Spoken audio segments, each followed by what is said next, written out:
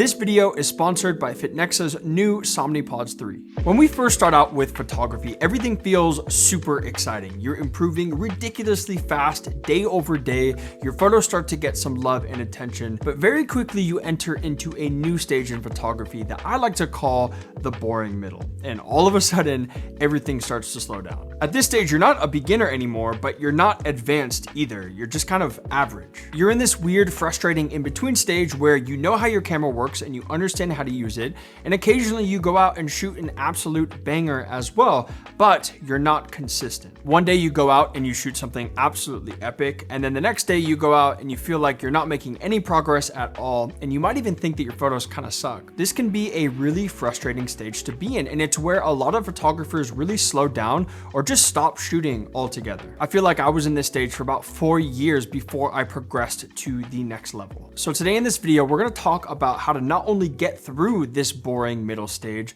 but also how to thrive in it as well. And before we jump into it, I'm giving away a free Lightroom preset pack. There's a link down in the description, and I hope you guys enjoy. Now, first up, I think it's incredibly important to recognize that if you do start thinking negatively about your photography, which typically starts to happen in the boring middle, it's likely all in your head. Because according to the Dunning-Kruger effect, which I've talked about here before on the channel, the better we get at a skill, the worse we think we are. And that's why in the beginning, when we're just starting out, we think we are absolute photography gods. But as we continue to grow and we get better, we start to compare ourselves with other photographers out there, and we start to reflect negatively on our work. Now, the only way to actually get through this is to recognize it, stay diligent, and keep shooting. I think one of the best things we can do is approach this with a constructive lens. So if you start looking at your work and you're thinking negatively upon it, or you're criticizing it, I think we can reframe that mindset by remembering that the Dunning-Kruger effect exists and telling ourselves, hey, actually, I think my work is pretty damn good. Look at how far I've come over the time that I've been shooting. I have progressed so much over the past few years. And even if my work isn't the best, I still know that there's so much for me to learn, and I'm excited to learn going forward. Try to get back to that learning and growth mindset that you had when you started photography, and also remember why you started photography in the first place. That's probably the most important thing that you can do to escape the boring middle, because if you do start to criticize your work and you start thinking negatively about photography,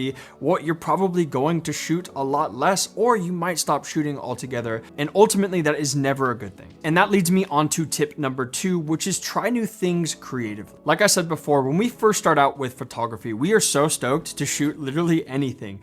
Flowers, portraits of your friends, pictures of your cat, photos of the moon. It doesn't matter. You just want to shoot everything because you're just so excited to be creative. But as we start to grow as photographers, we really start to pigeonhole ourselves into a very specific style of photography, whether that's landscape photography, street photography, portrait photography, etc. Now, this is totally fine. There is absolutely nothing wrong with pursuing a style of photography that you're drawn to. But there's something really exciting about branching out and trying completely new different styles of photography that you're not familiar with. It almost starts you over in a way because you're shooting something that you're not familiar with, and you kind of have to rebuild those skills from the ground up. Now, the benefit to this is not only does it get your creative juices flowing again and you're feeling excited about photography again, but it also greatly expands your knowledge of photography and can turn you into a multifaceted photographer who can effectively shoot across a wide range of photography styles. Now, there's been so many times over the last 10 years of photography that I just got bored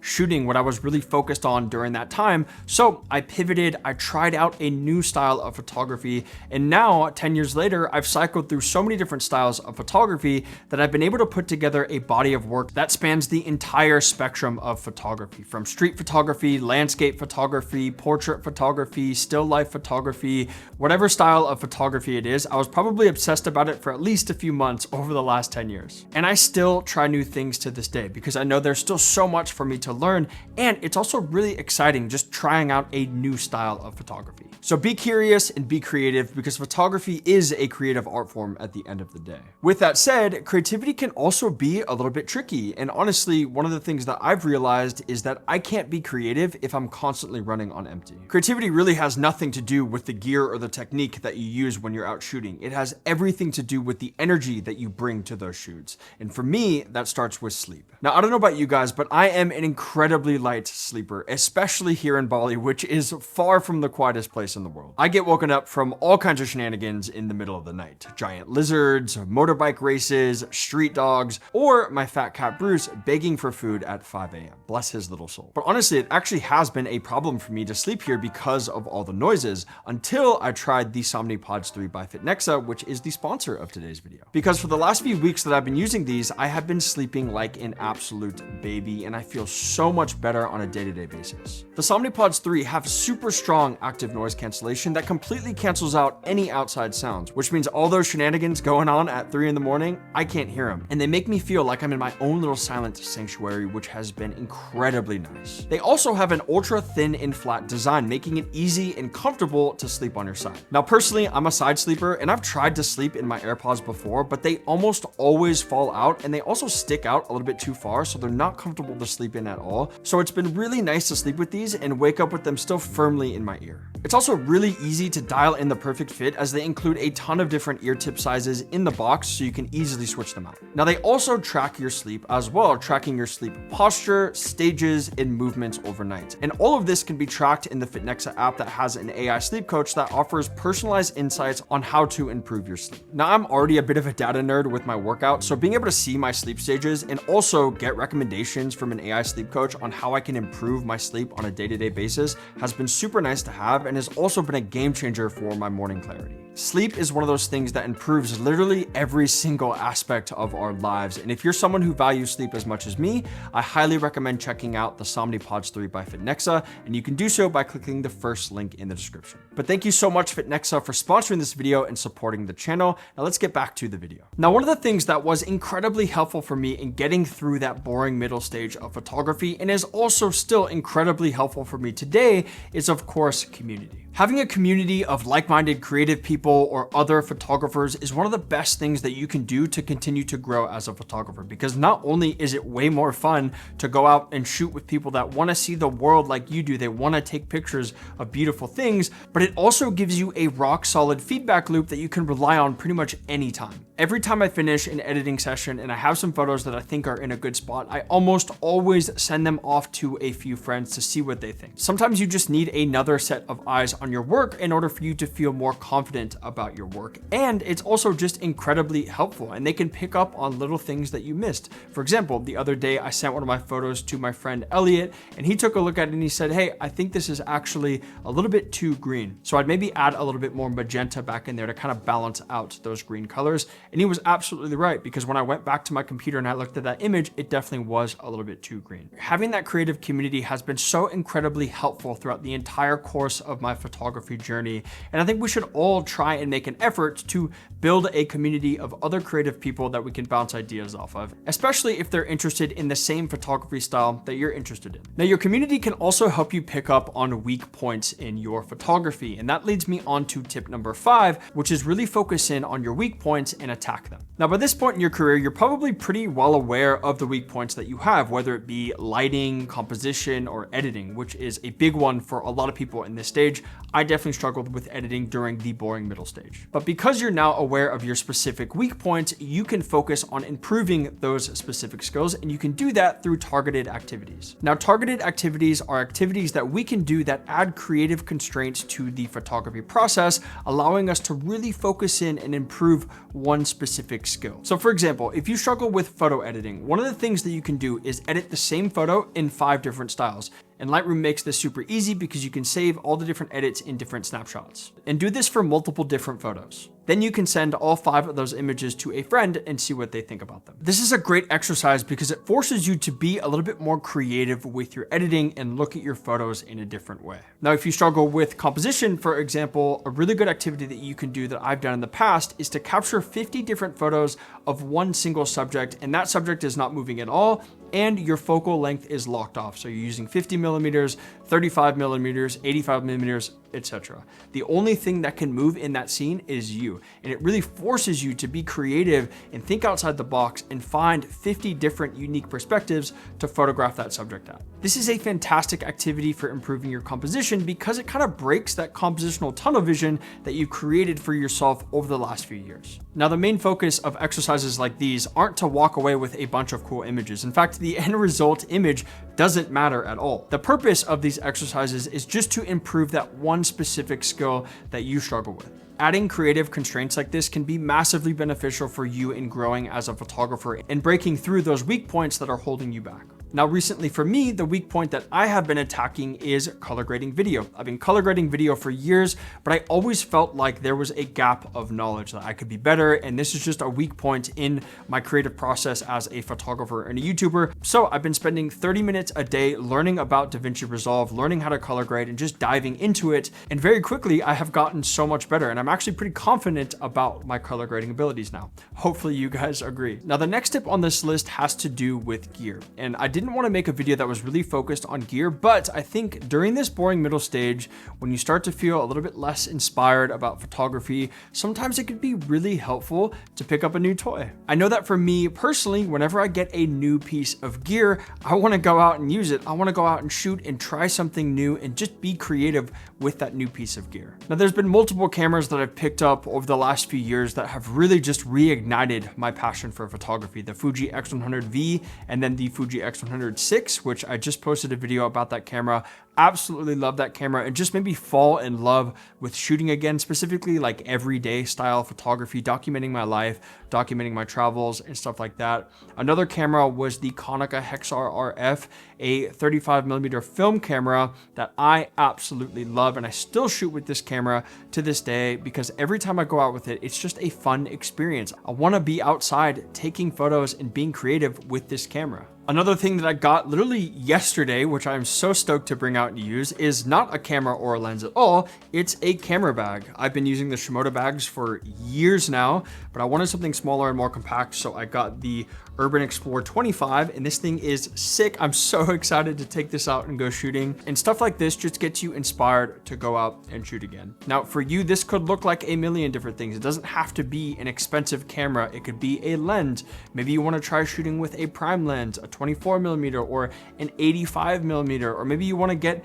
a more versatile zoom lens that you can just put one camera on your lens and go out and shoot literally anything. It could also be something as simple as a diffusion filter that's going to change the look of your photos. It's going to be different for everyone that's watching this video. I think most of us as photographers always like to tell ourselves that we're not gear people. We don't care about the gear that much, but deep down, most of us really do because it's fun playing with a new toy and there is nothing wrong with that. But you can very quickly go overboard with this where you start buying all this stuff because it makes you happy, but you're not actually using it. So my main tip here is to be intentional with the thing that you're buying. If you want to buy a 35mm lens, buy it because you know how you're going to use that lens.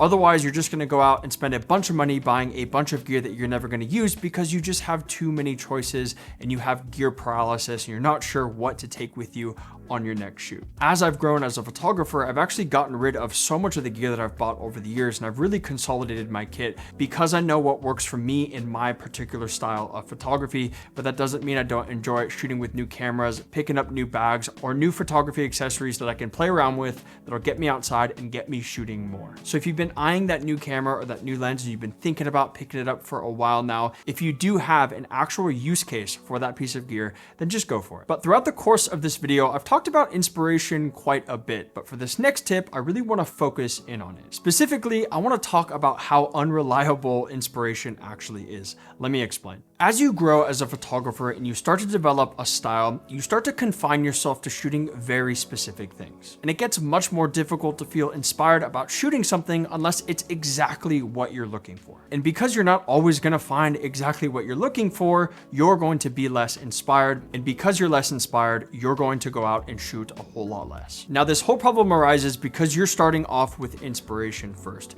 You're trying to rely on inspiration to trigger you to act and go out and shoot and create something. But inspiration is not reliable and it's not going to be around all the time. Instead, I think one of the best things that we can do as photographers, especially in this boring middle stage where we're probably not feeling all that inspired to begin with, is to just go out and shoot anyway. Forget inspiration. Even if you're not feeling inspired, just go outside and take some photos. When you start with action first, oftentimes this triggers inspiration, which triggers more action, and it kind of feeds into this positive cycle where you're shooting more, you're getting better, you're taking taking more photos, and ultimately that's a very positive thing. So I think one of the worst habits that you can have as a photographer in this boring middle stage is trying to rely on inspiration to fuel you to go out and shoot. Just go out and shoot anyways. You never really know what you're gonna find, and you might stumble across something that absolutely blows your mind and gives you a ton of inspiration going forward. The moment that you rely 100% on inspiration is the moment that your photography career will die, because inspiration is just not going to be around all the time. I think it's really important to develop the habit of shooting regardless of whether you feel inspired to or not. I learned this tip from another photography friend about 5 years ago, and it's one of the things that actually got me into street photography, which is now my favorite style of photography. And this leads me on to my last tip of the video, and that is to change your environment. Look, if all you do is shoot in the same place day after day after day, it can get a little bit boring, and sometimes all you need to do is book a trip and go somewhere new. Even if it's just the town or the city a couple hours away that's easy for you to get to, changing your environment is one of the best ways to reignite that passion for photography. For example, I've been living in Bali for 6 years now, which is crazy to think about, and I think this island is absolutely stunning. You have these gorgeous waterfalls in the jungle, beautiful beaches, giant cliffs leading down to the ocean, rolling rice paddies, and also a culture that is fascinating and beautiful and very welcoming as well, that is super interesting to photograph. But I've shot here so much that I just don't see it the way that I did before, and I'm just really not all that interested to go out and shoot. But of course, I still do go out and shoot anyways, because like we talked about in the last tip, you can't rely on that inspiration. So I do go out and shoot, but sometimes it's just really nice to have a change of pace. And for me, Bangkok is only 4 hours away. I can hop on a plane. The plane tickets are like $150 round trip. And then I can go and be in an amazing city in a new environment that I feel inspired to shoot in. And every time I go to Bangkok or just another place here in Southeast Asia, I feel so stoked about photography again. And I want to try new things and be creative and learn new things. And that is super beneficial for breaking through those creative blocks that you might be finding yourself in, especially in this boring middle stage. I think everyone deserves a little getaway. It doesn't have to be to the super far off country in this extravagant grand trip. It can be really simple, going to a city nearby, staying the night, and just being in a new place. But ultimately, I think the most important thing that you can do to get through this boring middle stage is to just keep shooting, and you'll realize that pretty much all the tips that I've laid out in this video were all focused on getting you outside, shooting more, engaging creatively with photography, because ultimately that's the only way that you're actually going to improve as a photographer.